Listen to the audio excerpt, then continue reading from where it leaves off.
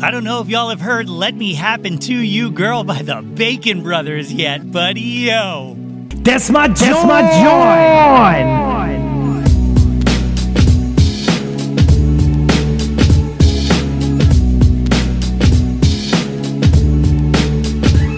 Hey yo, displace the guilt. What's good, friends and family, neighbors near and far? Welcome to an all-new episode of the Yo, That's My Jawn podcast. The podcast, website, brand, movement, way of life dedicated to the embrace and championing of your passions.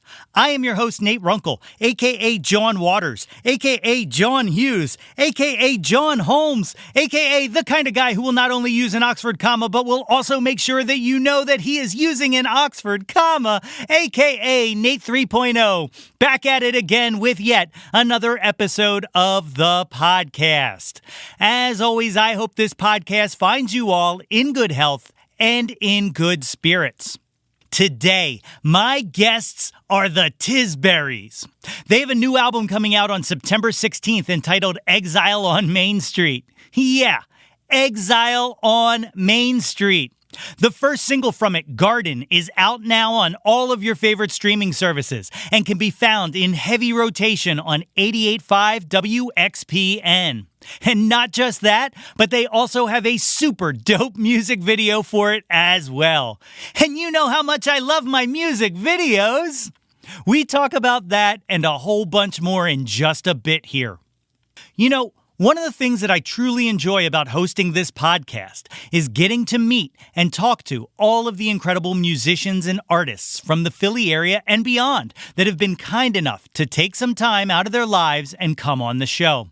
And creating this podcast has helped me really feel like I am a part of this community.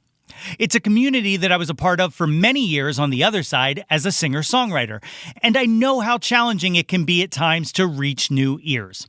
So now, as I sit in a different role where I am afforded the opportunity to bring to you artists and creators that maybe you would have never heard of, I get a sense of pride that I can shine whatever light I can on these insanely talented people. I love hearing from people that they tracked down and listened to someone that they heard on the show and ended up loving their music. You know, to me, that's what this is all about. Sharing with you guys the people behind some shit that I really dig. Because I really do dig each and every one of them. You could even say that my guests are all my Jawn, yo.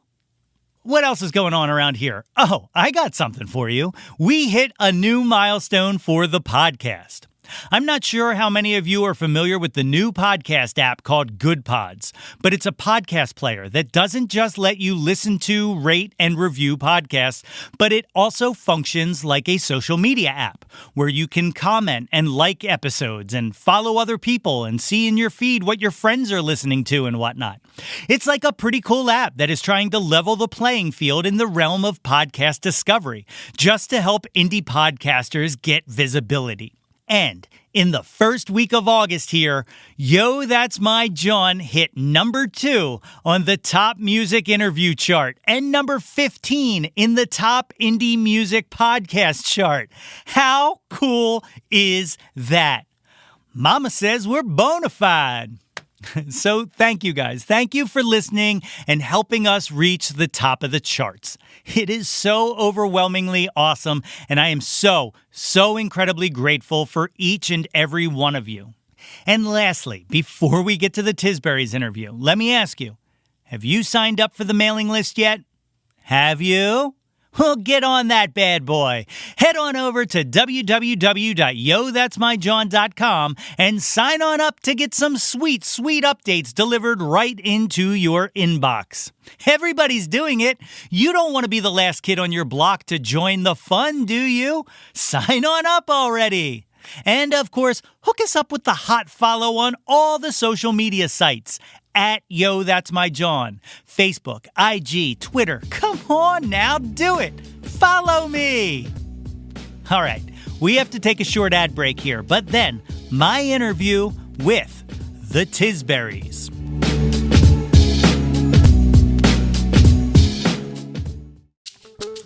My guests today are a 5-piece indie rock band hailing from the city of brotherly love. Formed in 2015, the band has evolved from its early lo-fi roots to incredible power pop stylings reminiscent of the bands that they call influences. Bands such as The Replacements, The Gin Blossoms, and Big Star, just to name a few. Their latest album, Exile on Main Street, is set to be released on September 16th, the same day that they take the stage, not just as a performer at the 2022 Exponential Music Festival, but also as the first double former WXPN intern band to play the fest. Told you I was going to say it. Folks, it is my honor to welcome to the show Tyler Assay, John Domenico, Doug Keller, and Jason McGovern. Guys, give it up for the Tisburys. Ladies and gentlemen, I am joined today by the great Tisburys. Guys, thank you for joining me today on Yo, That's My Jawn. Thank you so much for having us. Very excited to be here. So I'm super stoked to have you guys on. I've been secretly e-stalking you for about a year now. So this is kind of like a culmination of wishes. So I definitely appreciate you guys coming on. Let's go kind of around the horn, and I'll let you guys kind of introduce yourselves, where you're from, and what you do in the band. Well, we'll start. Tyler, go ahead.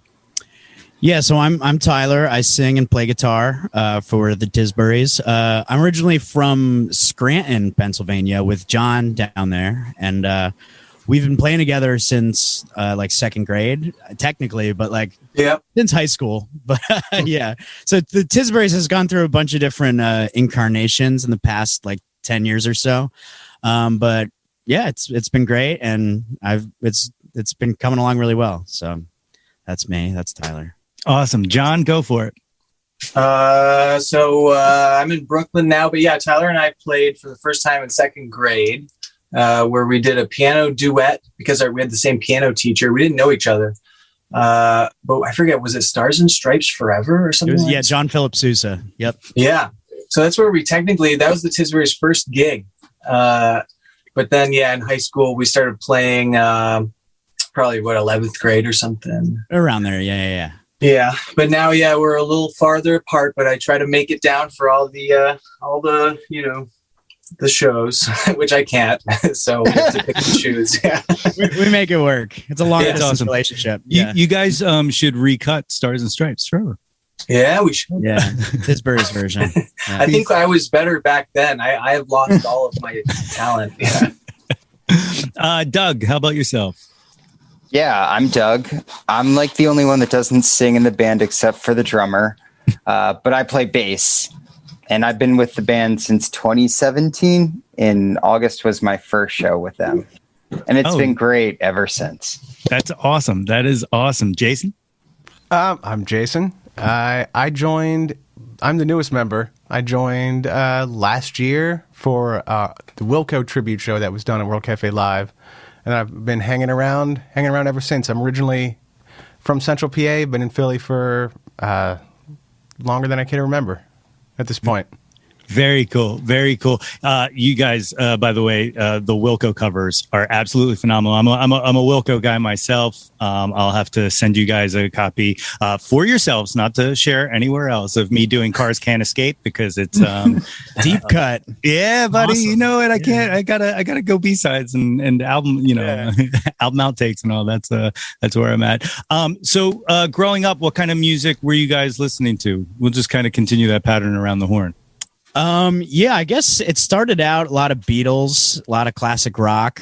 I think around high school was when I started getting into cool music, in quotes. And that What is that? What's cool music? Well, just for me, it's like, stuff that was happening at the time. So the Strokes and Arctic Monkeys and Arcade Fire and the indie rock stuff that I loved all through high school. And I think like John and I used to do covers at there was like a coffee shop in Clark Summit, and we used to do Fleet Foxes and Bon Iver songs and that kind of stuff. But yeah, and since then it's kind of evolved, kind of going back in time, and now it's more Replacements and Gin Blossoms and that jam. But what can you do? That's first of all, we prefer Jawn over Jam here, and that's just Jimmy Fallon hate. But no, that's you right in my wheelhouse, and that's why like I've really gotten into you guys, since I started listening to you. John, how about yourself? What were you listening to? Similar stuff growing up? Yeah. Let's see. I think Zeppelin was pretty big. I was trying to learn all the Jimmy Page stuff, and then Beatles definitely. And then, when Tyler started listening to cool bands, I rejected them intentionally, except for Bon Iver and Fleet Foxes. I was like the folky stuff, but no, they're all great. LCD Sound System and stuff too. But yeah, as a kid, definitely Zeppelin, Beatles. I don't really know of much else that I listened to back then. John could play Stairway to Heaven when we were in like 5th grade. It was amazing. My Zeppelin, my one song when I was like first learning how to play guitar was Over the Hills and Far Away, because everybody else was playing Stairway, so I had to be different on purpose. Right. But the main reason was I used to work for a music store called Stewart's Music in Lansdale. It's not there anymore. Now it's a place called the Rock Den, and they put on shows there, and I kind of want to go play the open mic so I can be like, hey, I used to work the register right there, and that's where I learned how to play guitar. But this guy came in with his girlfriend and asked to see the 12 string that was behind the counter, and I took it down and I handed it to him, and he played Over the Hills and Far Away like flawlessly, and I was like blown away. Like that was like one of those magical moments of music for me. And his girlfriend was like, not bad, a little rusty, and I was like, you bitch. Like I was so furious at her, some random guy's girlfriend, just because she was so dismissive. Doug, what were you? How did you? So I'm a little bit older than John and Tyler, and I feel like sometimes our age difference shows, but not too often. But the first thing I got into was Smashing Pumpkins. Okay. Melancholy and the Infinite Sadness was one of the first albums that I bought. So that was a huge influence on me. And then as far as like other bands from there, I would say the Pixies were giant for me, and Primus, and then a little bit of Fish, I guess, at some point. And Pink Floyd, which I still love. And then Ween was the coolest thing I ever saw or listened to.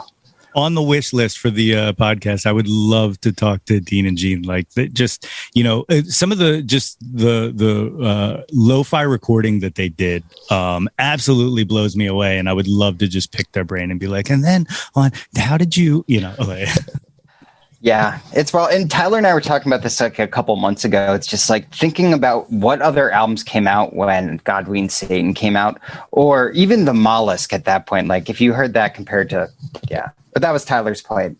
I always shit my brains over the fact that I think it was 96. Spoon and Ween were both on Elektra, and Spoon put out a series of sneaks, and Ween put out, I think, 12 Golden Country Greats. Is that correct? It sounds about right. And one of them was dropped from Elektra because the album underperformed, and it was not, or Spoon was dropped. Really? And hindsight is like so insane, because Ween, you would think, is like the least commercial band ever, and they put out like 6 major label records over the course of the 90s and early 2000s, which is completely mind-blowing to me.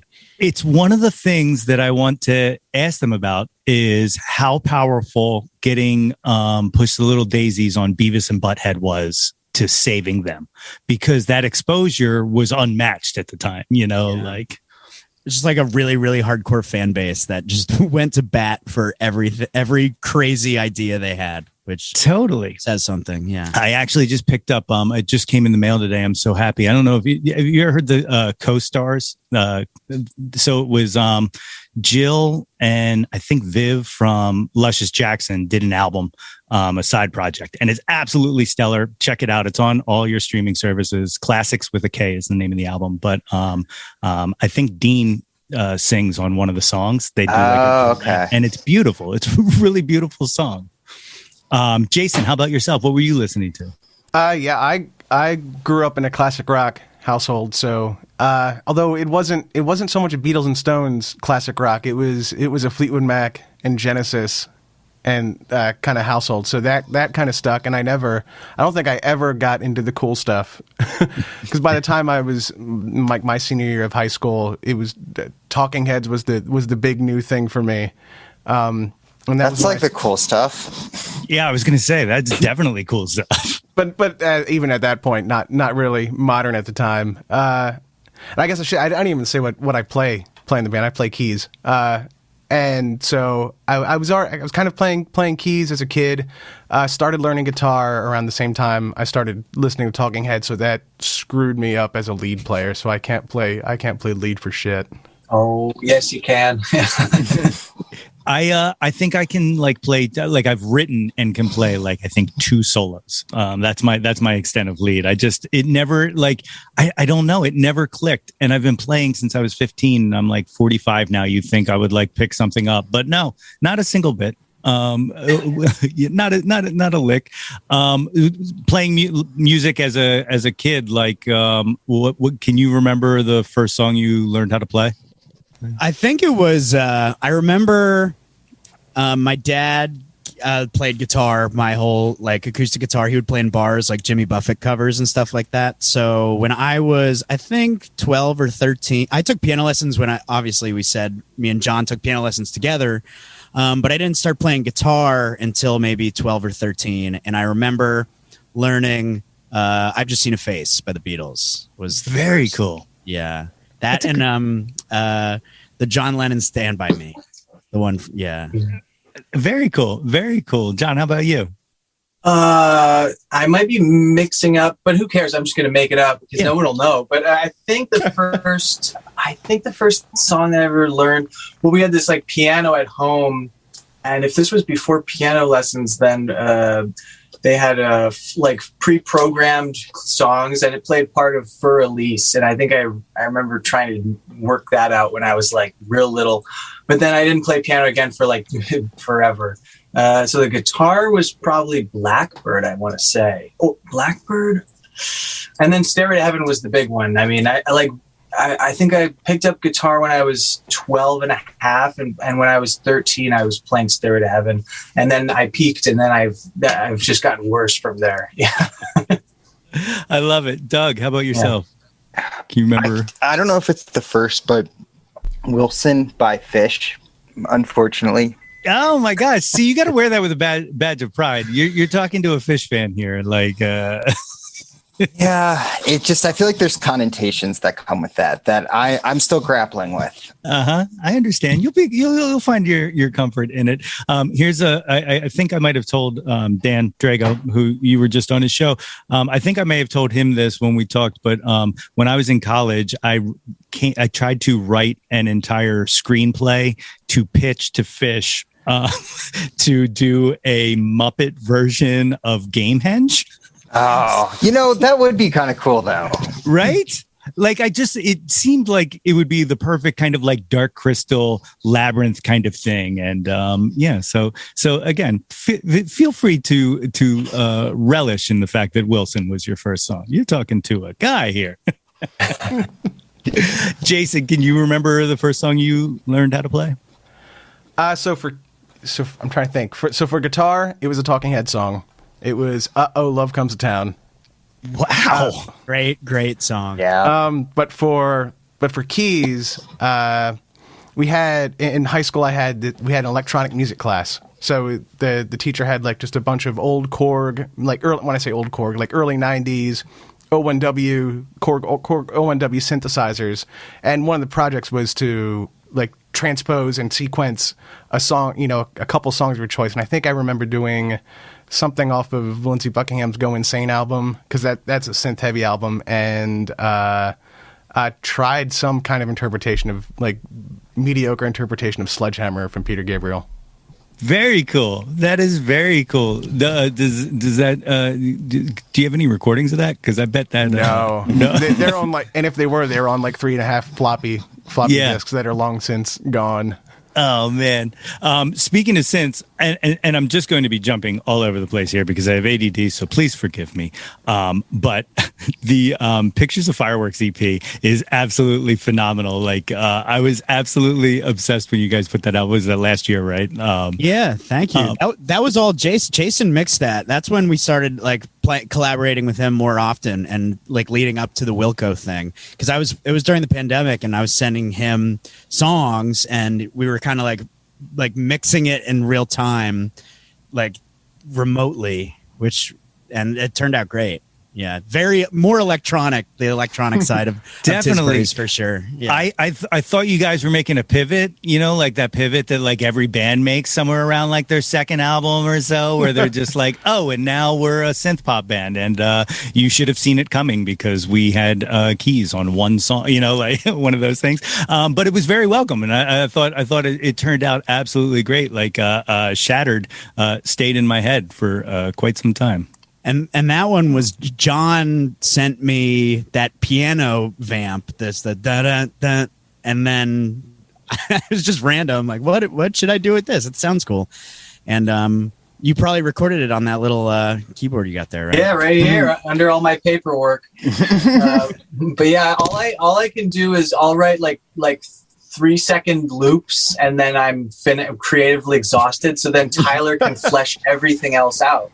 It's perfect. I think John ended up sending me the MIDI file of the piano tracks, and I was able to find a nice CP70 or CP80 sample or soft synth.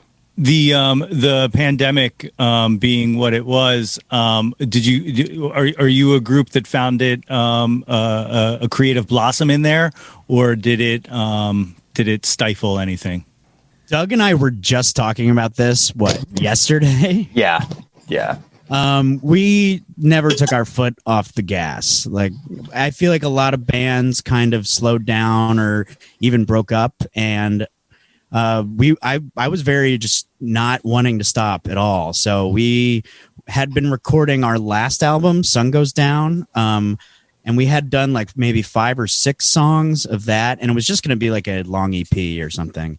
And then over the pandemic, when everything cut, I was writing a bunch, so I said let's track these last couple songs remotely, tack them on. We got nothing else to do. Let's make this a record, like a full-length album, and put it out and see how it does. And it was not letting up from there. We just kept working and kept putting out music and doing dumb live streams and that kind of stuff. So yeah, I mean, it's crazy. Like I have said this a lot, but like the amount of music that has come out of the pandemic, like, is absolutely inspiring. Like it's almost like everyone went, back to the campfire, and back to kind of that, that comfort of just sitting around listening to music with other people. Did anybody, do we have any positives in here? Did anybody go through it? COVID? COVID? Oh, yeah. I had it. I think John's had it like 3 times at this. I think I have it right now. No, I'm just kidding. Maybe. Twice. Yeah. Okay, I have, and now I have to find the wooden here. Have made it so far. I'm like the last man standing on the have never had it, which is crazy because I work a essential job. So I was never home or anything, but I think I just have an immunity, or I probably have had it 5 times and just didn't know, which is more likely. It was absolutely more likely. So over the pandemic, working on that stuff, and then you guys are now working on or about to release the new album, Exile on Main Street. Fucking bold choice, guys. Very bold choice. Tell everybody a little bit about how that project came out, or that album has come about, and the birthplace, if you will. Yeah, I mean, it goes back to when that first shutdown. I think a lot of these songs were written. I think Garden was written around the time that happened, but I was like, oh, this song, I want to save this song. I really love this song. I think it's special. Let's save it for a first single on an upcoming album. Give it the special treatment in a real studio, and make sure it happens organically and nicely. And so a lot of these songs have been around for a minute. There's a song on there that John wrote There's always the mandatory Jawn song on the album, and that's a song that he sent me. I feel like we played Paulette together back in 2018 or something. Yeah, it must have been. Yeah, that's when I was working at the nursing home. I wrote it about a resident at the nursing home that I worked at. Yeah. Yeah, and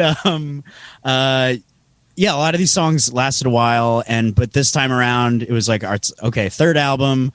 Let's go to a studio. Let's cut it for real. Let's everything. The pandemic had kind of loosened. We could go, and we cut it all at our friend Justin Nazario's home studio, Sound Splitter, where we've all now recorded we all are in our own bands too, and we've all we're pretty much paying Justin's mortgage at this point because he does great work. He's the best. Yeah, and he's done a great job with this new album. I'm really happy with how it's turned out, and very excited to share it with people. It's exciting. Yeah, I'm stoked. I honestly, I can't wait to hear it. And it's coming out September 16th, which is right when you guys are playing the Exponential Music Festival as well. Are you going to be able to keep your heads on your body? Because mine would explode. That's a lot in that week. No pressure. Just a lot of disassociation. Yeah, let me field that one. We're going to have a Kickstarter before we go to XPN because we want to show up in a limo. I think that would really set the tone for our performance. Yeah. The goal was to have to bring a limo onto the festival grounds at Wiggins Park, and we'll roll out the red carpet, but we don't have a road crew. So Dan, who couldn't make it this evening for this podcast recording, but Dan would just have to carry his bass drum down the red carpet in Wiggins Park. It's we shelled out for the limo, but we can't afford a crew. That's awesome. I chip in on that. I'm an Exponential Music fanatic. I've been there. We go every year. It's my girlfriend, my thing. And when they announced that you guys were playing, it was I'm not gonna lie. And I told you I've been internet stalking you guys forever. It was oh my God, my guys made it. It was an awesome moment. And I can't even imagine what it was like for you guys. But what was it like getting that touch, that call? A total dream come true, and I can't even overstate that or understate whatever the correct phrasing of that is. I've been going every year for the past. I think this will be my 8th XPN Fest, and Doug and I worked together. And when the email came through, I stood up on my desk chair and freaked the fuck out. Not even Doug. You can. You exploded, but I totally get it. That was I don't think you ever imagined that you would get that opportunity, or at least I didn't. I've played in a couple bands before the Tisburys, and just doing anything with XPN's the dream. So I just feel I feel really lucky to get this opportunity. Yeah, so lucky. And Doug and I both interned at XPN too. Yeah. Oh, really? Oh, cool. So I'm sure they've had other bands that played with interns in them, but maybe first double intern band to play XPN Fest. I don't know, but you just have to make these declarative statements, and then they become fact. So just say the first double intern band to play the Exponential Music Festival. I'm on board. I'll bill it as that. Watch when I put this up. I'm going to put it in the text. But no, that's super exciting, and not just the album you guys are putting out, but then the Riverby album also. When do you guys find time to do all of this? Great question. We're still figuring it out. Doug and Jason both have you guys talk about your bands. Jason, you talk about your bands. Okay. I guess I've been around the block a couple times, as well as Doug has. I'm a singer-songwriter as well. I play as the Describers, and I've been doing that for quite a while. It's the fact that you guys just to have multiple projects blows my mind.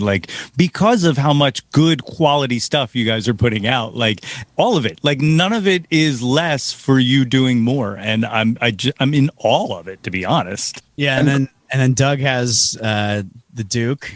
Oh yeah, I put out an album a month or two ago for this band that I'm in called Duke Maroon, that Tyler's also in. That he helped me make that album so much better. But it's awesome, and it was great during the pandemic because I had so much to work on, where it'd be like Tyler sending me the demos of what would be both pictures of fireworks and then the next album that's coming out as well. And then I was working on an album that I did with Justin, and then I did the Duke Maroon album and the River Bee stuff. So that was just incredible to have all this time. But now it's a little bit crazy when we look at our schedule and be like, all right, what band are we this week? Are we Jason's backing band? Are we Andrew Houston's backing band? Are we River Bee? Are we the Tisburys? We were trying to count all the songs we've had to learn for performing them live in the past like 2 years, and it was at least 100 or something, right, Doug? Yeah, because not only do you have the learning everyone else's set, then there's the Wilco gig where let's learn all those songs, and then the Philly Sings Philly where that's 6 other covers that maybe we've never played before. I mean, 2 of them maybe we did, but yeah. What songs did you do for the Philly Sings Philly? We did Strand of Oaks, Goshen 97. We did our pals Full Bush. We covered one of their songs. We did Ray's Happy Birthday Bar. That was my favorite. Yeah. We did Ween. We did Pork Roll, Egg and Cheese. Very cool. We Hop Along. Hop Along. How Simple My Heart, and Buzz Zimmer, Break My Heart. So very cool.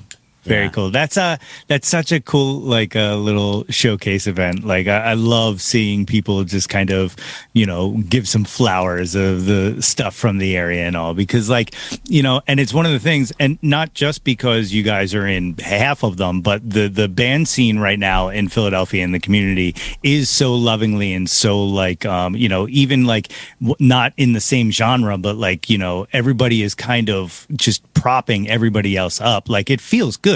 This feels like what I always wanted a community to feel like. Like this feels like something special.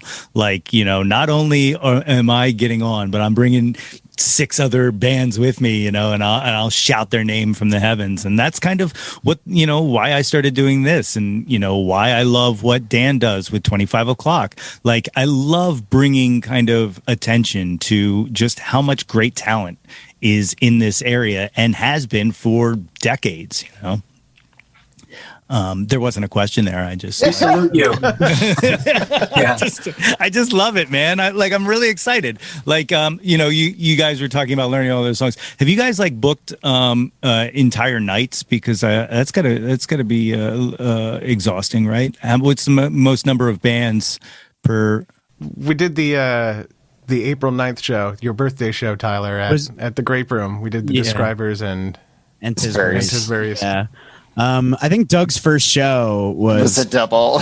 Yeah, he had to learn Tisburys and our friend Andrew Houston first album release songs. Yeah. And then have we ever done a River Bee Tisburys doubleheader? I think no. I think it's just like maybe some of the longer sets we've brought August up where it'd be like, okay, let's do a River Bee song. Yeah.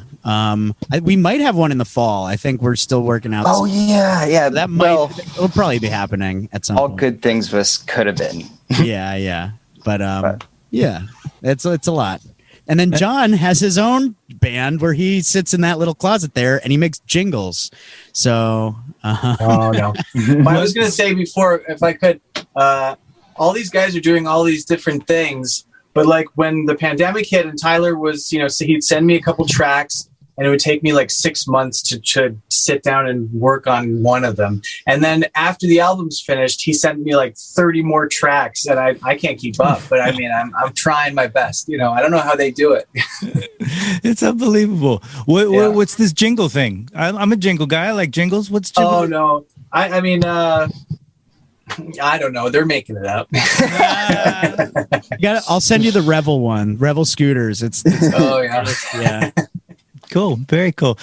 So early days, I'm going to take this back real quick. I told you I'm going to jump all over the place. Early days, you guys gave yourself like Wilbury type names. What happened to that device? Because that was cool. Yeah. Originally, so our original name, which Jawn came up with when we were probably seniors in high school, was Tisbury Obama, because it was like a pun on as an ex-flame of his. Their name, yeah. Yeah, and then we were Tisbury Obama for a while, and it kind of just was like, this name makes no sense, and I was sick of explaining it. But we wanted to keep some consistency, so I dropped the Obama, and we were just the Tisburys. And then when people would ask, "Oh, what's the Tisburys?" and then I would have to explain the story even longer and longer. And then I got to the point where it just became, I'm going to give fake name. It's like the Tisburys kind of sounded like traveling Wilburys. So I'll be like, oh, we'll give everyone fake names. And it kind of worked out for a while too, because we were all kind of spread out in at least in early incarnations of the band, where I was in Philly and Jawn was he was in Colorado at one point. Yeah. And then his brother, who used to play keys for the band, was in Scranton. And then we had our friend Matt Montella, who played drums for years in Scranton. But I'd always be kind of finding other like fill-in players. And it was kind of this big mush for a while where there was like kind of rotating cast of Tisburys. And so it was like, oh, you're Boog Tisbury, you're Treebeard Tisbury, and it kind of made it fun. But it's been nice to kind of have a more, as we've progressed and gotten a little more serious and just tried to focus the music. And this band, at least, that we've been playing with has been really, really special and playing really well, and the music's been awesome. So I thank all of you for being a part of it. It's been great. And shout out to Dan, who couldn't be here too. That's beautiful. Yeah, like do you feel solid like now as a lineup and as a band? Like, do you think this is it? Like, are you prepared to kind of make this the Yeah, I mean, you know how life takes people in crazy directions, so you never know. I mean, how things go, but like at least this is like this, especially this album, Exile on Main Street, was made with this group of people, and it's like I think a really potent expression of how we have been playing together these past 2 years or so. And it's a combination of everything that has led up to this point. It's that little synthy bits. It's Dan fucking shredding on the drums. It's just a really cool amalgamation of everything that has led up to this point. And I think that's how music should be too. It's just like a constant stream and conversation through an evolution of your influences. And yeah, we would consider horn players or strings. That would be cool to add into the mix at some point. We got some horns on the new one. There's yeah. Steel saxophone. Steel drum would be good. Yeah, we'll get my dad's Jimmy Buffett cover band to do nice. Yeah, some steel drums. And the great sax line in Shattered. Not to bring it back to the that was Jawn. That's Jawn. Oh yeah, that was me. Oh, dude, see, you don't need horns. You are horns. Yeah, I needed to wrestle with that. It was like our friend Connor's old middle school saxophone. It was in rough shape, so I had to like really tweak the sound on that. I was like, oh, I don't know if this is gonna work. And the song's in the key of B, but you played it in what key? Because alto sax, you already have to transpose. You had to play in G sharp. But I slowed it down. I very speeded it on my Logic so that I could do it in a lower a higher register. And then I forget what I did. I really messed with it so I could actually play it because I could not do that normally. That's awesome. That is so cool. The reason I say about the lineup is because, we were talking about Wilco, and like, you look at the early Wilco records and it was a very floating thing. And then right around Ghost is Born, once, Nels Cline joins the band, and all of a sudden it solidifies into this creative force now that like is just like, I'm a mark for Wilco. So, like I could go off forever, but like, the nucleus is so strong right now that like, I mean, like the Cruel Country was just, to me, like them showing off that like, oh, by the way, we can still do this as well, like better than anybody else. Yeah, like the best live band there is, pretty much. Yeah. It's absolutely incredible. So, Exile, your Exile, not the world famous Exile. It's ballsy, very ballsy. I love it. I love the tell the listeners who think I'm just making jokes here. Kind of the Replacements kind of homage with the title. Yeah. So the Replacements called their third album "Let It Be" as a big old middle finger to the Beatles, and it's more of a reference to that than it is to the Stones. I mean, I don't really think we sound like the Stones at all, and it's not like we're doing like any kind of Stones Exile on Main Street tribute or anything. It just kind of, when I was writing a lot of the songs, it's not that it's like a concept album, but like I like to find a kind of theme that kind of carries the whole record through, because I think that's how the best albums are, that all the albums I love kind of have some cohesion and fluid like themes that are running through it.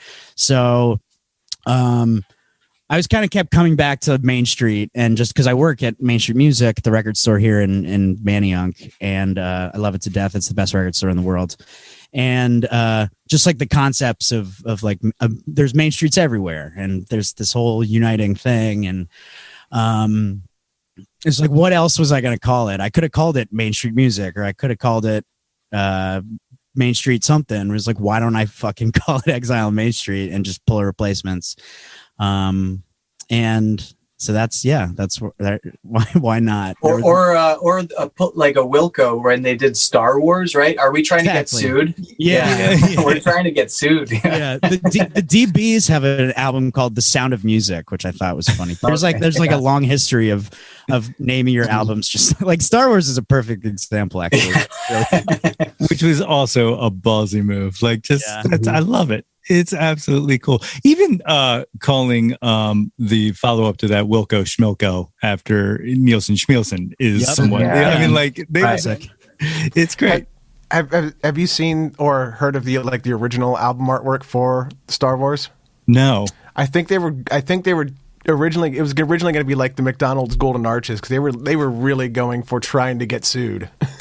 That's amazing. That's incredible. I don't know if it was McDonald's, but something like that. Was it like Wilco, but like the McDonald's thing upside down? So it was. I can't.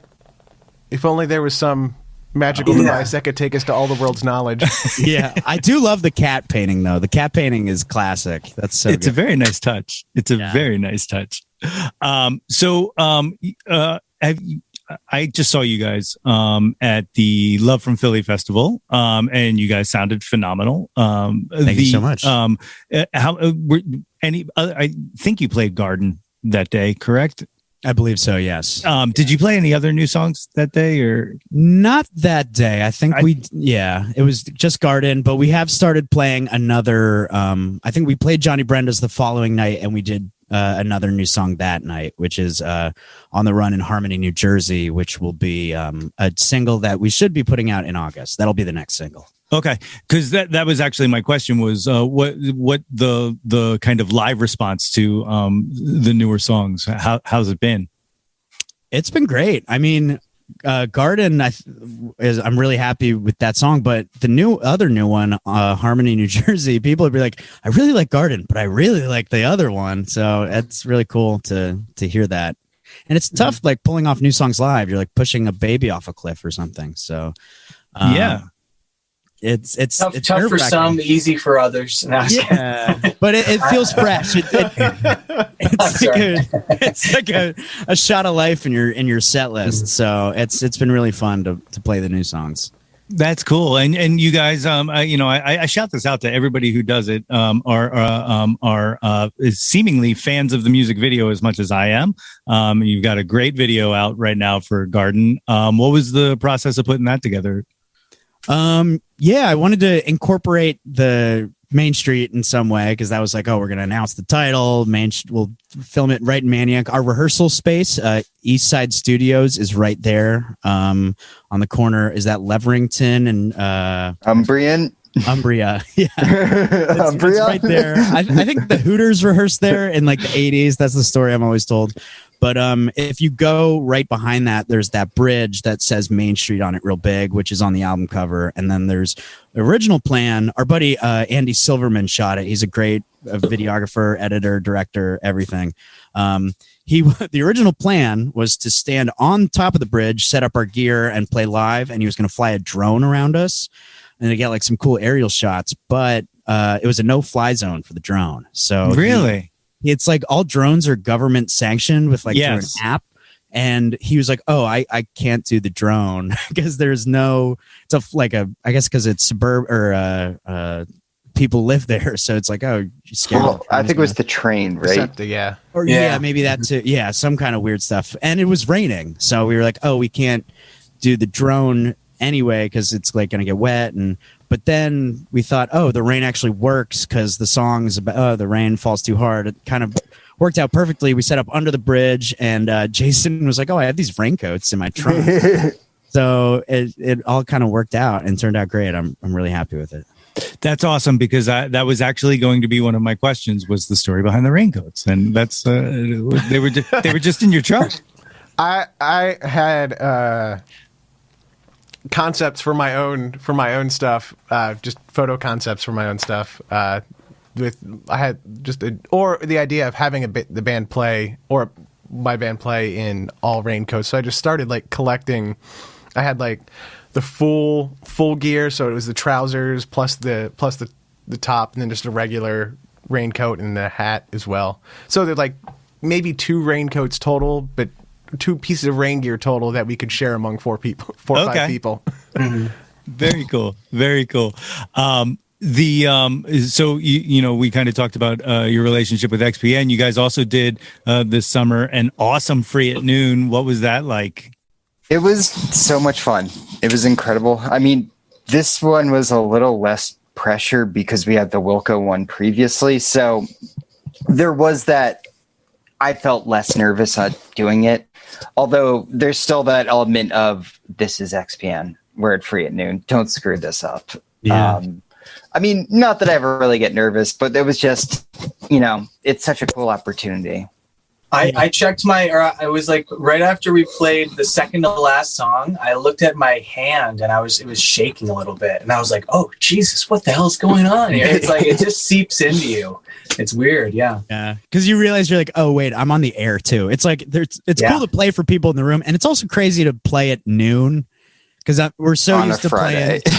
We're so used to playing like, oh, at 10:30 in a fucking club or whatever. But no, you're wake. I just finished my coffee. I'm like, we're going on like right now, and it's like you're not just playing for the people in the room. You're playing for the people out everywhere, and that covers I mean, even people are listening online too. It could be anywhere in the world and shit. So it's but like Doug said, it was so much less stressful since we had done the Wilco one. Still stressful. We're playing our own songs, so it's like, and we had to play longer too.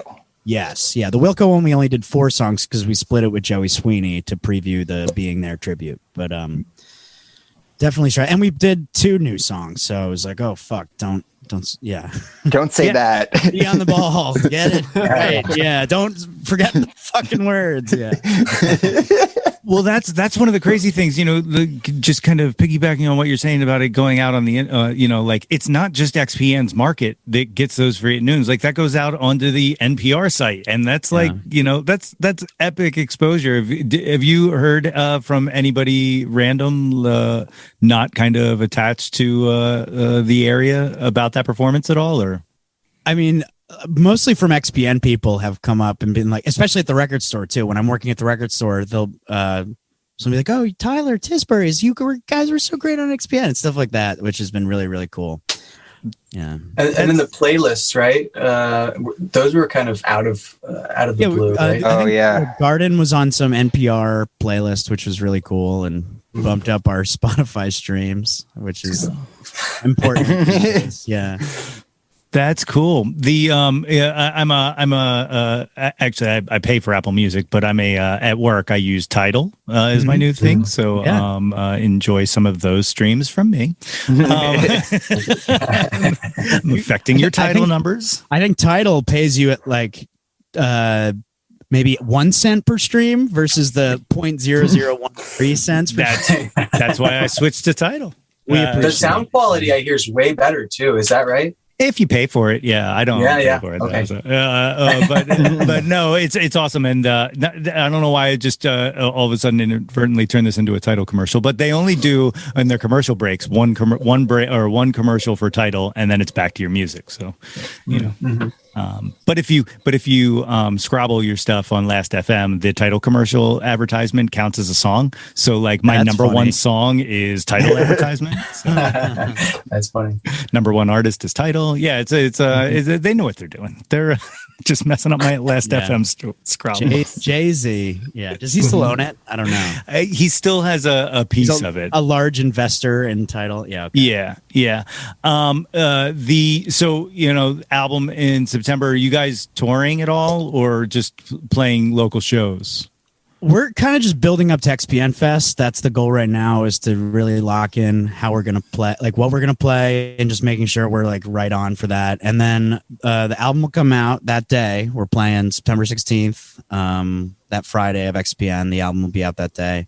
And then, we're going to play some scattered stuff over the fall. We'll probably come back, play New York with Jawn a couple times. And I would like to do some light touring. Right, some regional northeastern stuff. We are going down to Virginia. We're playing, and my fiance has family in Cape Charles, and we got a gig playing at a big park in Cape Charles. It's like their summer fest thing, so that's kind of quite a traveling gig for sure. That's awesome. And the other bands, any shows coming up? The tours or anything?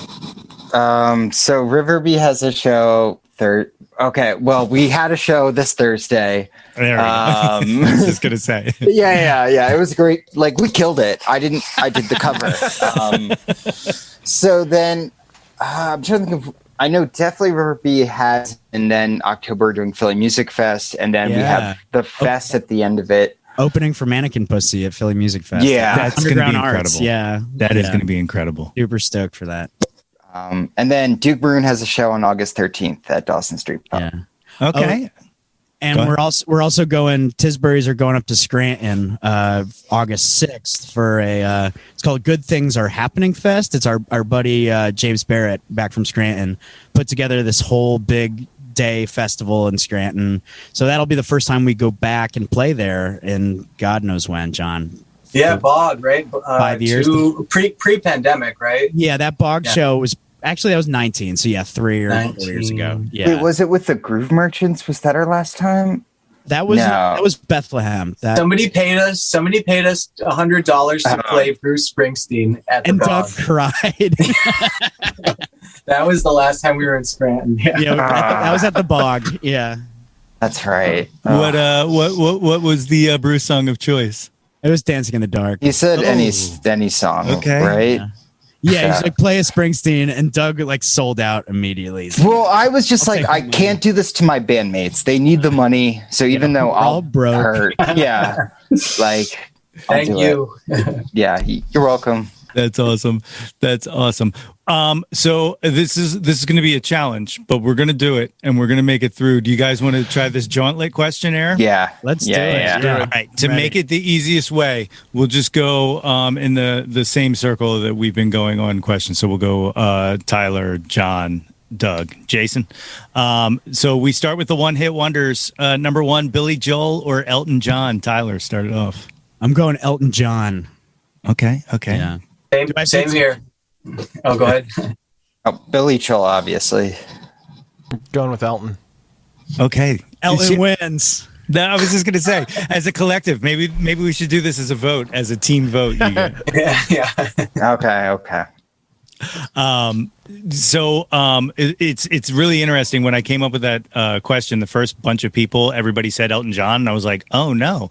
I was like, because this was a replacement one. I used to do like Sammy Hagar or David Lee Roth, and everybody was like, come on. And I, so I put this one in, but then everybody kept saying Elton John, and I was like all worried. And then like I had like a run of like 6 episodes of everybody saying Billy Joel, so it just goes in sways. So I feel like you might have just pushed the sway back into the Elton zone. So there we go. the Tisburys push, we'll call it. Number 2, Debbie Harry or Joan Jett? Debbie Harry. Totally. Joan Jett. Joan Jett. Debbie Harry. Oh, we got a tie. Yeah. Dan's the tiebreaker. We got to call Dan.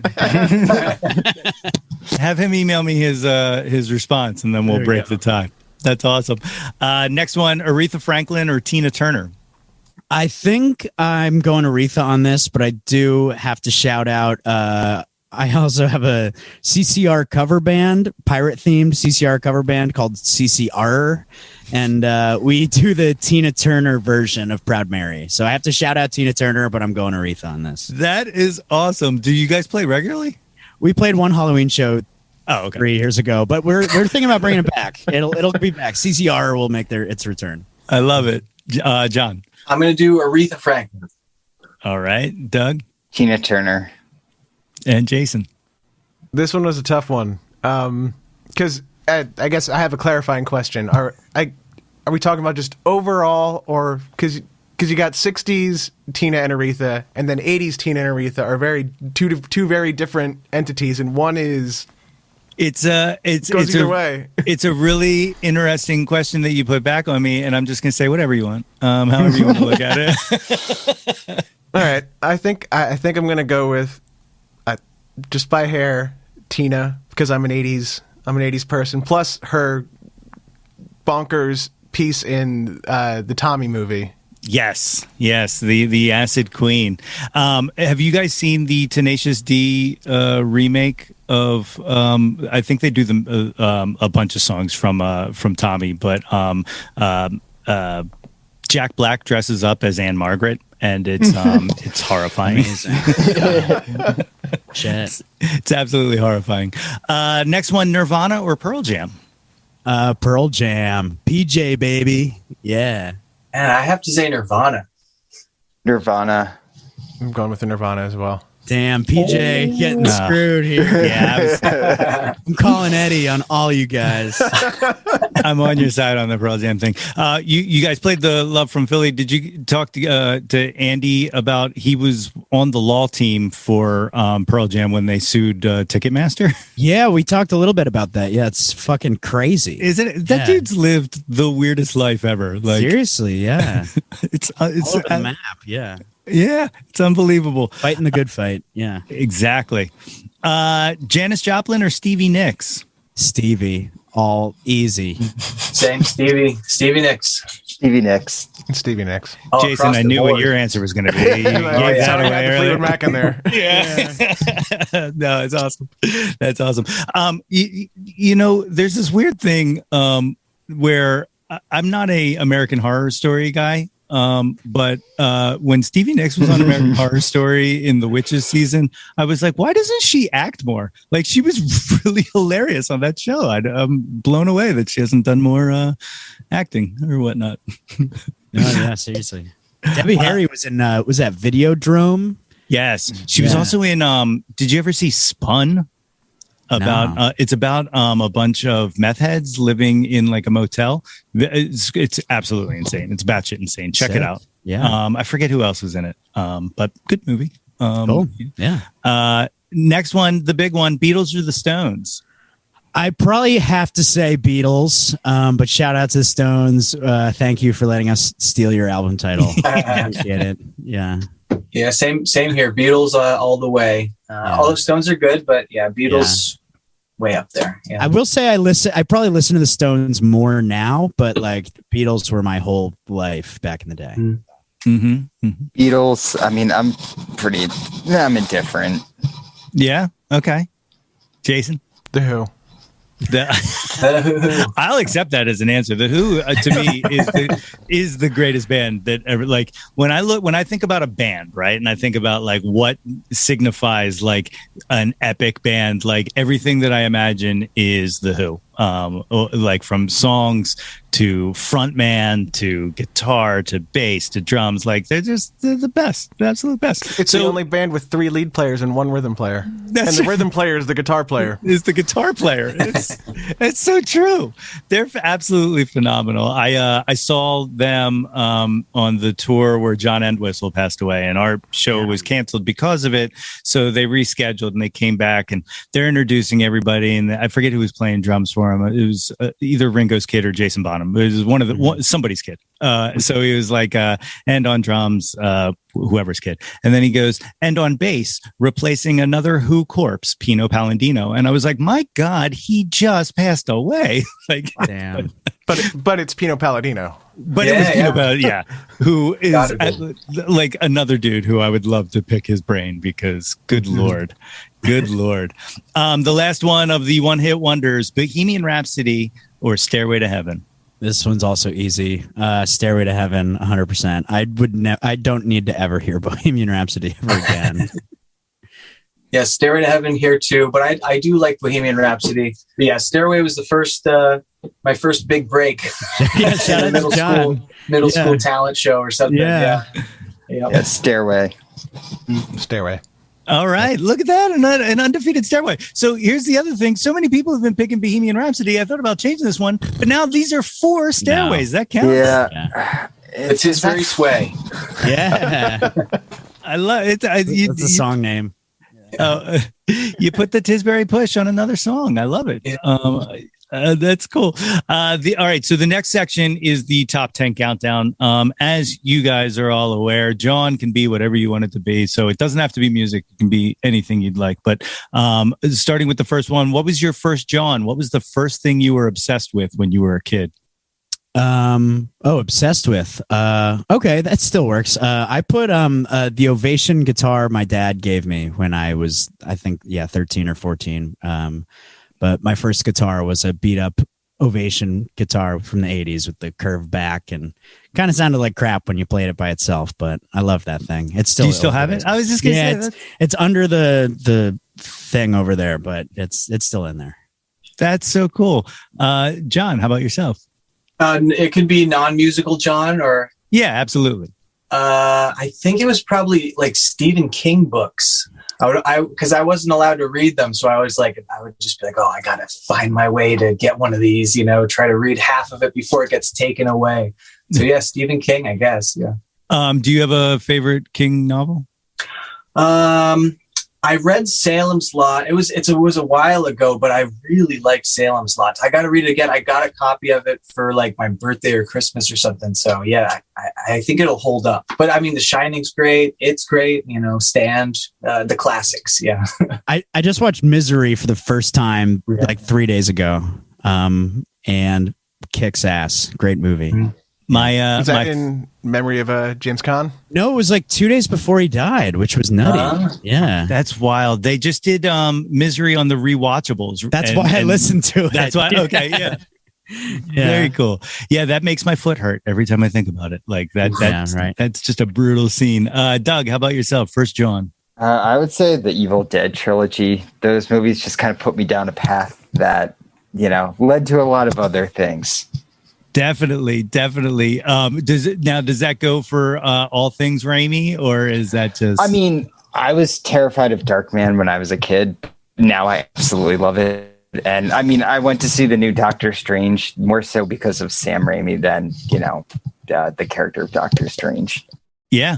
The Raimiisms in that movie were so welcome. Like, I was just so glad to have him back doing comic films and stuff, just bringing kind of that like horror bent to, like, you look at like Spider-Man 2, the scene where Doc Ock, awakens after having the arms fused to him. And it's such a Raimi scene. And like, those are the things I look for in those movies, is like that one time where the director's like, oh, by the way, I'm also still here in this behemoth corporate IP thing, Oh yeah, very cool. Jason, first Jawn.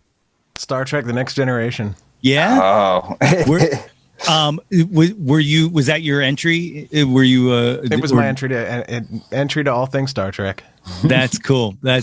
All right, now, pick a doctor. Are you a Beverly Crusher, or are you? What was the other? On Next Gen, it was Dr. Pulaski. Pulaski, yes. Season 2. That might be that. You know what? I now have an unappreciated Jawn. Dr. Pulaski. That's awesome.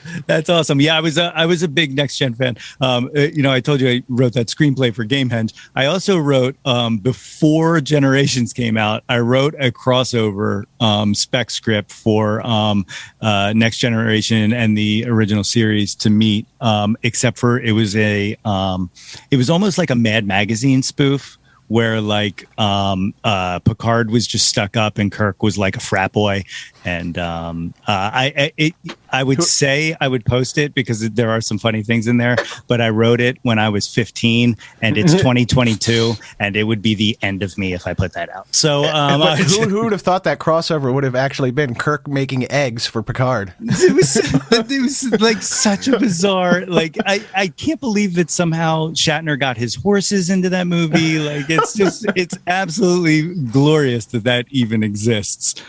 Okay, number 2, current Jawn. What are you into right now, Tyler? My fiance and I just finished watching The Bear on Hulu. Have you seen that, Nate? Especially you. I haven't seen it. So shout out Wilco. There's like 4. It takes place in Chicago. It's the one dude from Shameless is like a cook, like a chef in like a Chicago steak shop. And the show is amazing. All the acting, all the directing, like it's just beautifully put together. And I've never seen him. I used to work in so many restaurants when I was like growing up and through college. And it's the most real restaurant show I've ever experienced. And the soundtrack is killer. It's all, Chicago, it's Wilco. It's, Radiohead. It's like all the REM is in there. Just incredible music and really good show. Highly recommended. Adding it to the queue. Like that sounds right up my alley. Jawn, what are you into right now? This is random, but the other day I found a Bobby McFerrin album that I really liked. I never really listened to him, and I was like, oh, this guy's the man. I don't even know what it's called, but it's on my Spotify. But Bobby McFerrin's pretty sweet. I heard him playing with like Chick Corea. Like, that dude's unreal. Is he a Philly guy? Is he? I feel like he was from New York, but I don't know. I don't know. I'm gonna have to look that up because I will.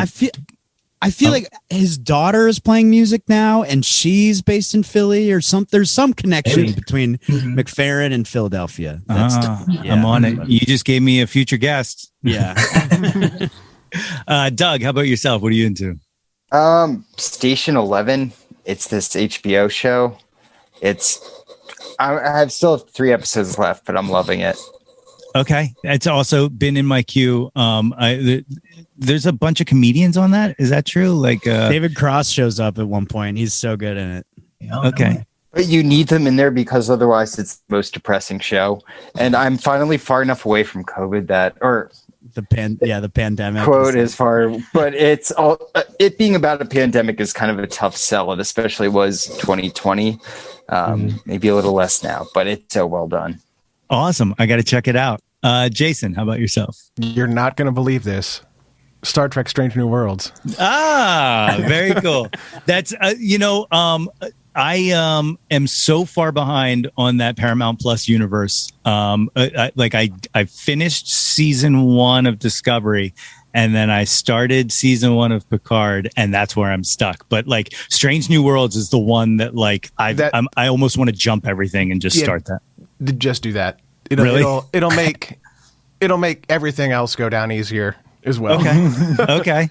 Yeah, what a big year for Anson Mount. I know. Gets to do that and then gets his head blown off. Spoilers. Very cool. Very cool. The next one, first concert. What was your first live show you went to? The first big one I remember going to was Bruce Springsteen at Hershey Park in I think 2009. That was like my first like major concert where it like changed my whole life, and that was really special. Very cool. Very cool. What do you remember what album that was touring on? It was Working on a Dream. Okay. Yeah. Okay. Really good. I think it was one of Clarence's last tours.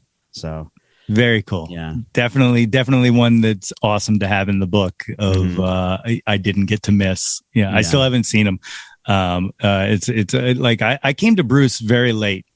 Because he's one of those people who I couldn't stand, and then I realized, it's not the music I can't stand. I don't like the people who like him. Okay, and and it was like the Grateful Dead was the same exact way, and it's actually what pushed me out of the Fish community. But once I started to kind of strip away like all of the people I went to high school with who listened to these different people, then I was like, it's my own fault. I'm the asshole. So yeah. I'm hoping he comes through again. One last hurrah or something, comes and plays Citizens Bank would be really special next year. Fingers crossed. Knock on wood. Yeah, man, I'm in it. Doug will not be there. We don't have to get into that again. John, first concert. First concert that I can remember was my I think it was my mom took all of us to Trans-Siberian Orchestra. Wow. Which was pretty sweet. Yeah, I mean, I was young, but yeah, just all that shredding, maybe it made like an impression, like, oh, I gotta play guitar or something, At Christmas carols shredding. Yeah, exactly. Yeah. Dude, between that album and Gary Hoey, I don't know if you're familiar with Gary Hoey, he's a guitar player. He had this album out called Ho Ho Hoey, and then Ho Ho Hoey Volume 2. Yeah, when I used to work for Sam Goody, and Christmas time, like it was all guitar driven Christmas songs and stuff. Yeah, yep. You guys did a Christmas song with Ben Arnold? Is that? I wrote a song, and then Ben like helped me with it, like with some of the lyrics and the composition. So it's technically a co-write because he has like some of my favorite Christmas songs. So I was like, Ben, could you help me out with this one? Christmas Tears. Yeah. And then on our Bandcamp, you can find the Ben Arnold version, which is kind of funny. That's cool. Yeah. That is super cool. Ben's the best. Yeah. I used to host the open mic night at Dawson Street Pub, and he would always come through and hang out, and he's a sweetheart. Thanks for reminding me. We had to have met because I used to play the Dawson Street open mic every once in a while. Oh, cool. Yeah. Like my I told Ben the story when he was on the show. But the very first time I met him, I got done playing, and I was trying to say goodbye to Russ. Yes, we know Russ. And I was like, "Hey, Russ, I got to take off." And he was like talking to Ben, and Ben was like, "Hey, man, great set." He was like, "You look really familiar." And the way it came out of my mouth, it didn't hit me until I got to my car, but I was like, "You don't know me, friend." And then like what I meant was, I'm not anybody and you have no idea who I am. But the way it came across was just like, "You don't know me, friend." Like I'm fucking Clint Eastwood or something. I don't know. But yeah, love the Dawson. Yeah. Great spot. Yeah. Doug, first concert. The Eagles in probably 2002. Okay, was that like when they did that unplugged reunion, or is that like way after that? It was like their goodbye concert, quote unquote. They did like 5. Yeah. Yeah. Is that was the hell frozen over or something? That's what I was thinking. Yeah, that might have been it. But it was interesting, and it made me appreciate Joe Walsh. They let him do some songs, and that was probably my favorite part. Hell yeah. Very cool. Very cool. Jason, first show. I might have to pass on that one because I'm having trouble remembering really what would have been the actual, because it would have been pretty late. We were kind of homebodies growing up, so it didn't happen until really kind of late for me. You can make it up. It can be. It doesn't have to be real. I won't judge. Let me say the closest probably would have been me hanging out in. So in high school I worked at Hershey Park, so. Occasionally, you would get out at 10 o'clock if there's a concert happening in the stadium, and I'd just listen to what's going on before we left. That's cool. Was it Bruce Springsteen? I hope not. It wasn't Bruce. I did actually. I think I caught some of like Fleetwood Mac on the Say You Will tour. Oh. But the weirdest one was always. I mean, not weirdest, but Dave Matthews Band coming through was always the big one in Hershey. Oh yeah. Yeah. Do you still make trips to Hershey? Do you have a favorite coaster there? Let's see. Actually, the new one. It's insane. As silly of a name as it is, Candemonium is just a good ride. The first time I rode it, my girlfriend's nephews were behind me, and they still tell the story of, remember when we went down the hill and you screamed "Holy shit!" And I was like, yes, I do. I was scared. I was terrified. And it's got the right intensity to it, because I think Skyrush is a little bit too, like just too many vertical G's. Like you're just kind of crushed into your seat, and you kind of maybe a little bit too much. Candemonium's got the right balance. I 100% agree. What a fantastic coaster that is. Number 4, what was your last concert? Just saw Haim at the Man about a month or so ago. Fucking great. They brought their mom out, and they did Rich Girl, which was that's cool. I was just talking to Dan Drago because he was talking about the Firefly lineup, and he said, there's only like one or two local bands on there, and I was like, does the High Mother count? Yeah, because they're playing. Philly, so that's got to count for something. And he was like, is that some kind of 6 Degrees of Kevin Bacon thing? And I was like, yeah, it's exactly right. Sort of. Yeah. You got to take what you can get. John, how about yourself? Last show you saw. So I think this is right. Well, I'm just going to say it's right, but I'm going to change my answer because it actually technically was Chaim too in Madison Square Garden. But I'll say the other one just so it's a little more interesting. Jacob Collier, which was pretty sweet. I don't know if you know. Yeah, where was that at? That was at Brooklyn Steel, and I would say it's one of the best shows that I've ever been to. It was just like unreal. Yeah, I mean, all these players were just like geniuses and super talents. Super, and it was cool. I mean, he gets the audience to like sing, chords basically, and moves the pitches around and stuff. It's a wild time. Yeah, that's awesome. That is so cool. Doug, last show. If we're talking about like not local band Radiohead, but if we are talking about a local band that I wasn't playing at that show, probably Full Bush. Okay, very cool. I was going to say it only doesn't count if you're playing in that band. Yeah, so which limits it a lot for you guys. It's difficult. Jason, last show. I think for non-local, like larger non-local bands, I think it was Wilco at the Man last year. That was a great show. I was there. That was absolutely phenomenal. I try to catch them every time they come through, but God, just such an incredible live band. Yeah. Though horror story about that show, we missed Slater Kinney because we got all the way to the Man and realized we left our Vax cards at home. So I had to drive all the way back out to the suburbs and then all the way back to the Man Music Center. It was a lesson in pandemic concert experiences. I have a friend who that happened to, and he just pulled up Google Images on his phone and got wherever just he like was a random going. Vax card with no information on it. Oh, brilliant! Yeah, I won't name him. Brilliant! I should have thought of that. Number 6. What was your favorite concert? I always say I saw one of the last LCD Sound System shows at Terminal 5, like pre-breakup, like. It was the last one before the MSG one where it was the last hurrah or whatever, the long goodbye. I forget what they called it. But they've been back together since. I've seen them since. But, I mean, it still doesn't sully my experience with that show, which was really special. And other than that, it's like I've seen, there's been some Wilco shows at the Man that just like completely.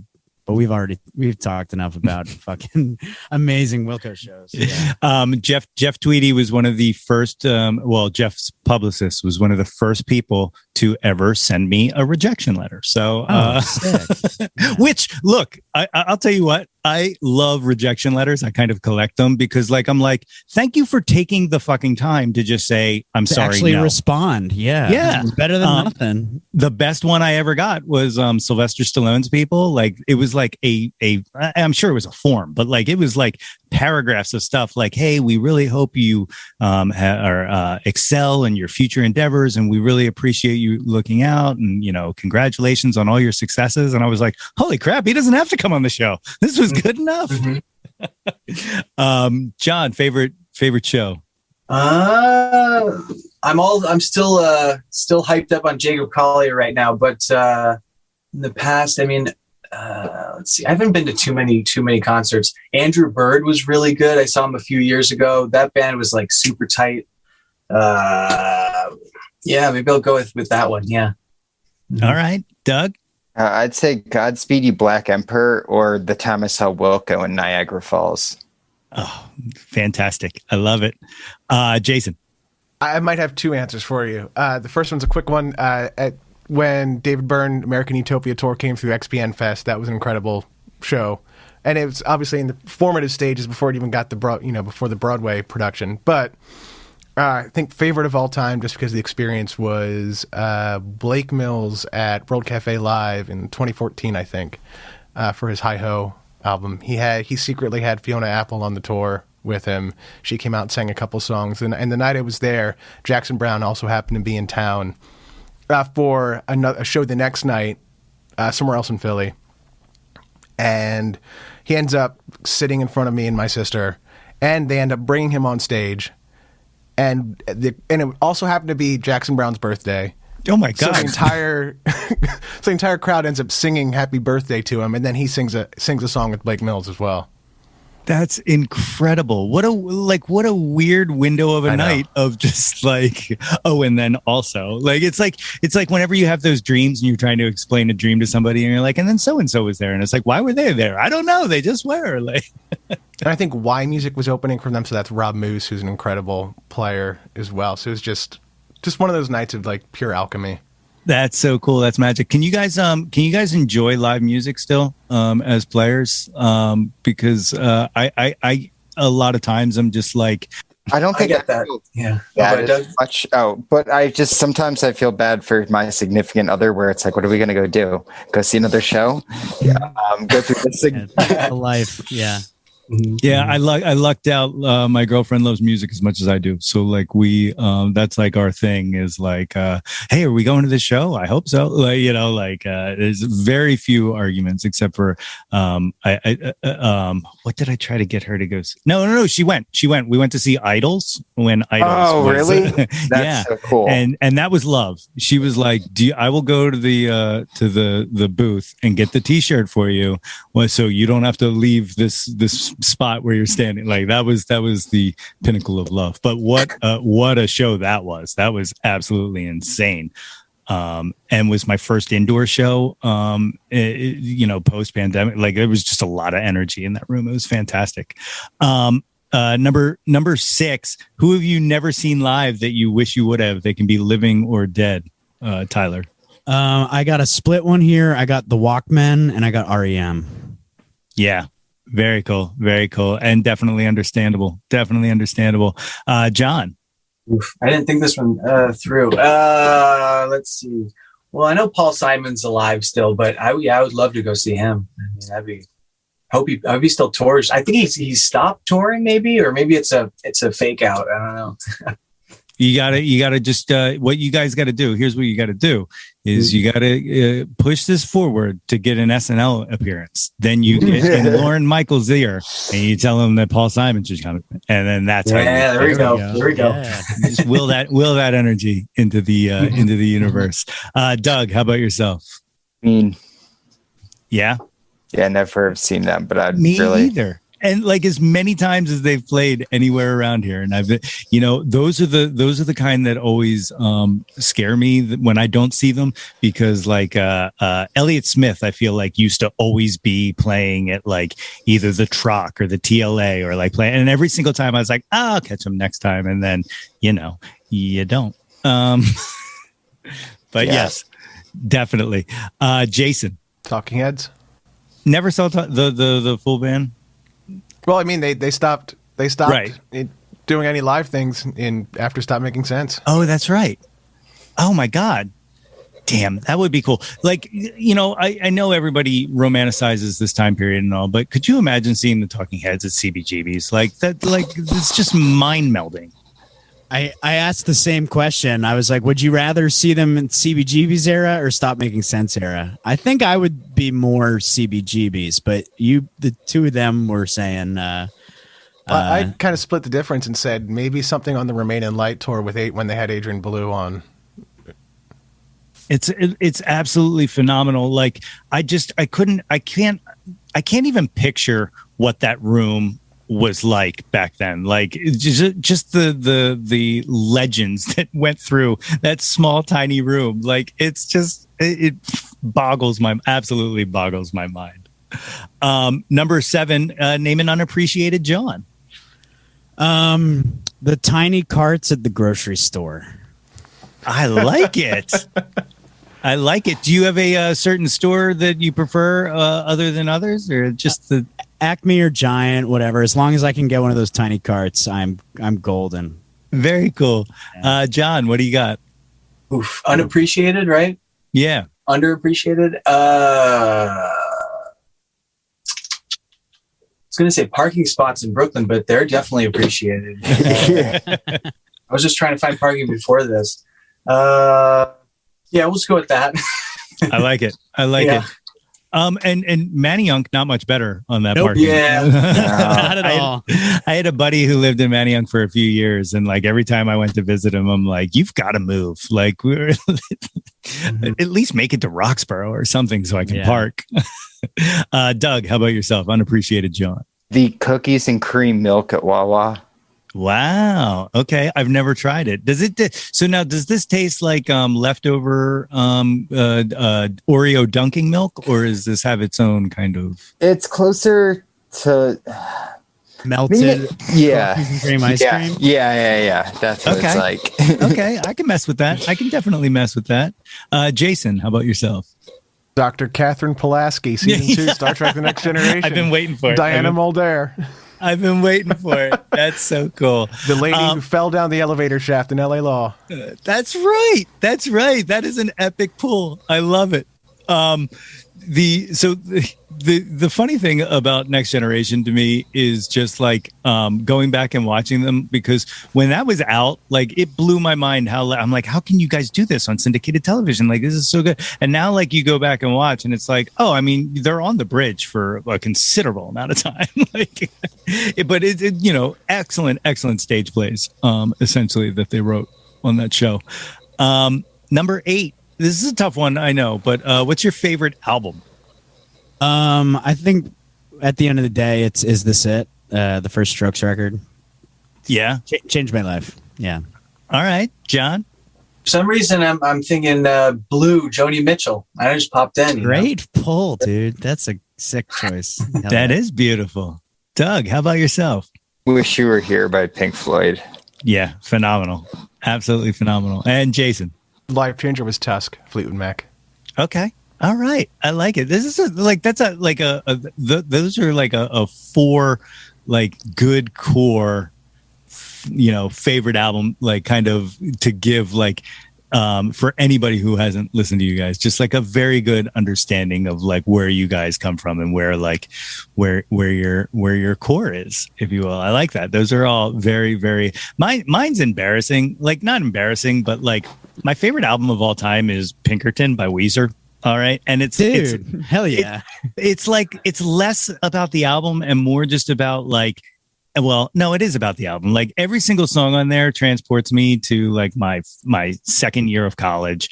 First time I heard it. Yeah. Yeah. And like, it blew my mind. Cause like, and it's still like, all right. So I've been working on this piece for the website and it's been really hard for me to write because everything I've ever wanted this That's My Jawn brand to be has just been bathed in positivity.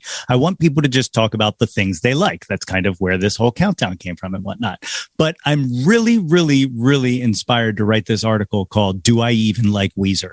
And what it is this massive thing. And I literally have a spreadsheet put together of songwriting, who's playing on tracks and stuff like that of their entire career. And I'm going to go song by song and figure out, with quantitative value, whether or not I actually like Weezer. Do you know Pat Finnerty?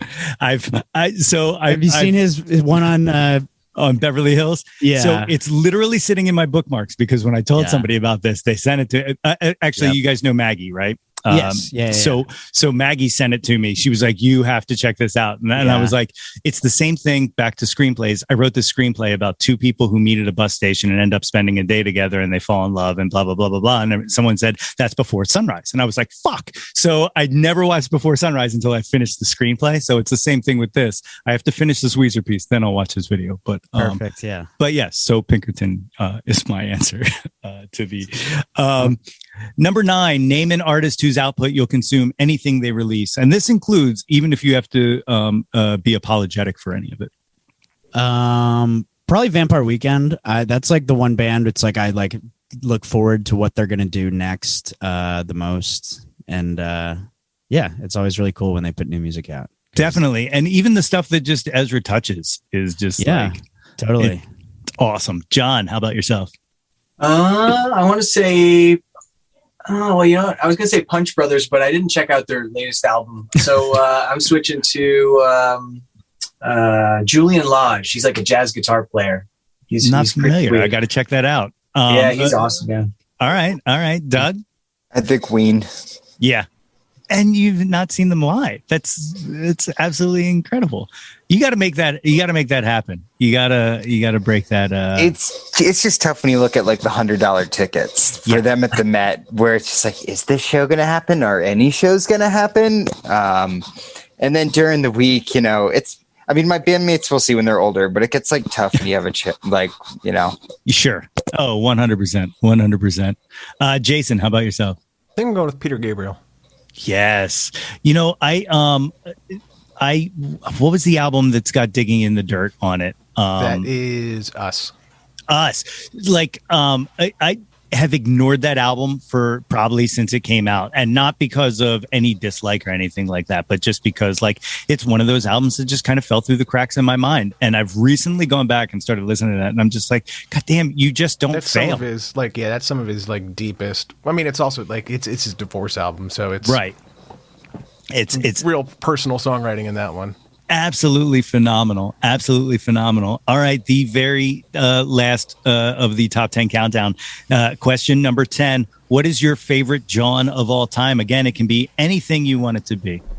I did favorite song. That works. Recently, I think I've decided my favorite song ever is The Hole of the Moon by the Waterboys.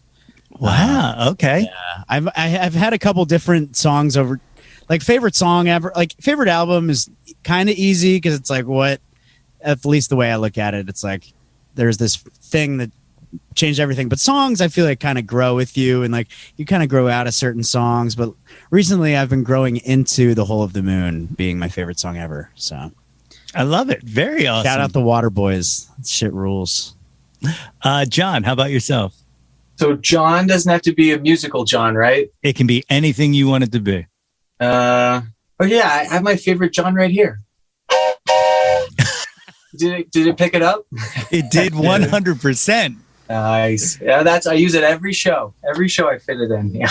That is the coolest thing in the world. I love it. I love it. Doug, how about yourself? Toot. I think playing music with my friends. Aw, it's beautiful. He didn't mean you guys. I kid. Jason, favorite Jawn of all time. I'll get a little sentimental. There we go. Got my cat. I'm gonna say my cat. Aww. Got him at like March last year in the pandemic when I was just losing my mind, and I love it. Helped me lose my mind a little less. What's your cat's name? It's Jackson. Ah, very beautiful. But spell Jackson. Jaxon. Oh, okay. All right. But it was already named. He was already named. Not that. on purpose. Total coincidence. I was going to ask if it was an MMR cat. Nope. Total coincidence that his name only has one letter difference than my own. Very cool. Very cool. You know, the favorite Jawn thing has gotten recently. I don't know if you guys are Stranger Things guys, but you know the "What's Your Vecna's Curse" song and stuff like that. And my answer for favorite Jawn is Star Wars. Like I'm a Star Wars geek. It's just it's deep in my soul. But I realized that my song that would break Vecna's curse, my "Running Up That Hill," Kate Bush, if you will. I realized the other day that it's probably the Elephant Love medley from Moulin Rouge. That like if there were anything that could bring me out of any kind of depression or any kind of darkness, it's that song. And it's just so bizarre. Like it just happened 2 days ago or something like that. And now it's all I can think about. And I'm like, is that my favorite Jawn of all time? Do I just love Elephant Love medley? Is that the one that has the Elton John interpolation in it? It has your song in it? No. So it's the one that is, it's got, I Was Made for Loving You by Kiss. It's the one that just takes a amalgam of all kinds of love songs and puts them all together. Okay. And, I'm not going to do it right now, but I realized that no matter whatever happens to me, if I have amnesia or anything, I can regurgitate that entire thing, both parts, both Nicole Kidman's part and Ewan McGregor's part, off rip without it. Like I'll just black out and then that'll happen. But I'm not going to do it right now. So, I just had the thought, like now, like talking about that kind of song. I think that's going to be, and it's actually going to have Kate Bush in it, of all people. Don't Give Up. Don't Give Up.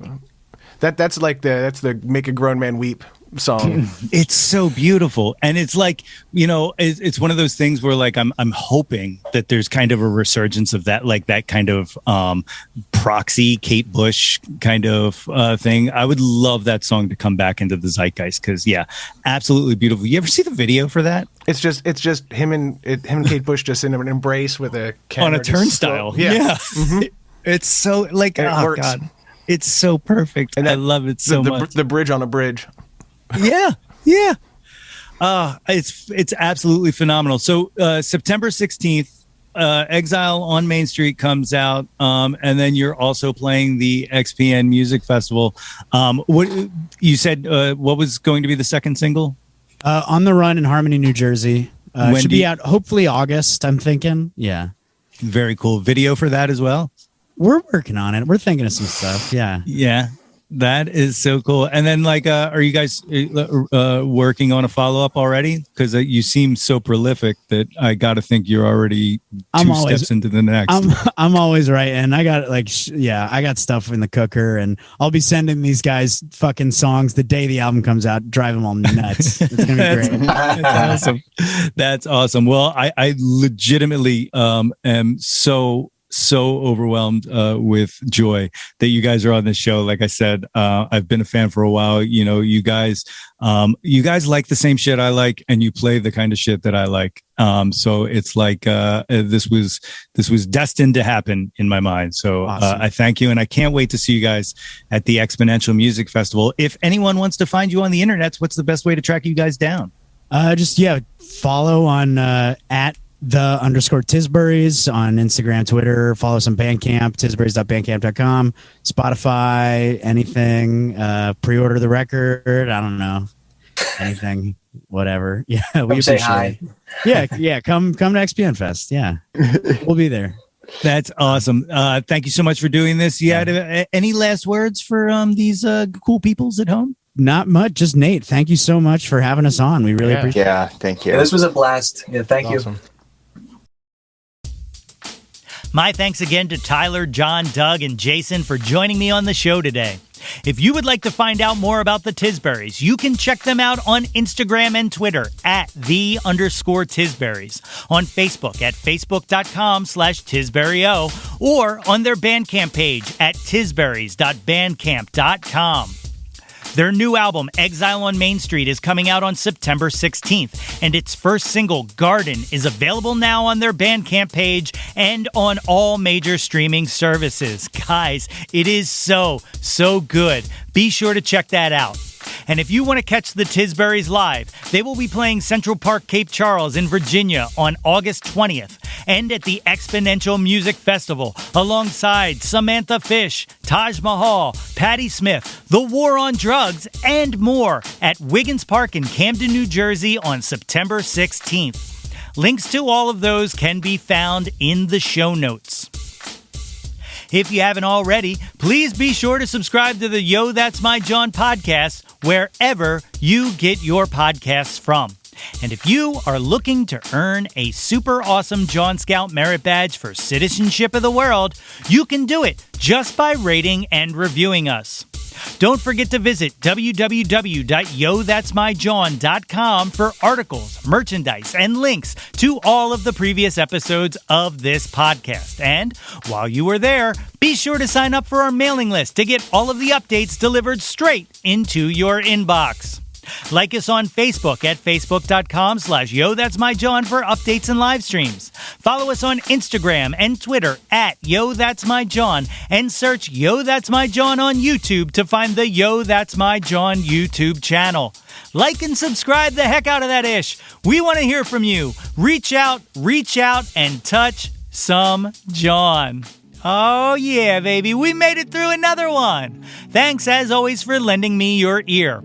I hope you enjoyed it, and as always, I hope you come on back for the next go-round. Blue skies, until next time, everybody!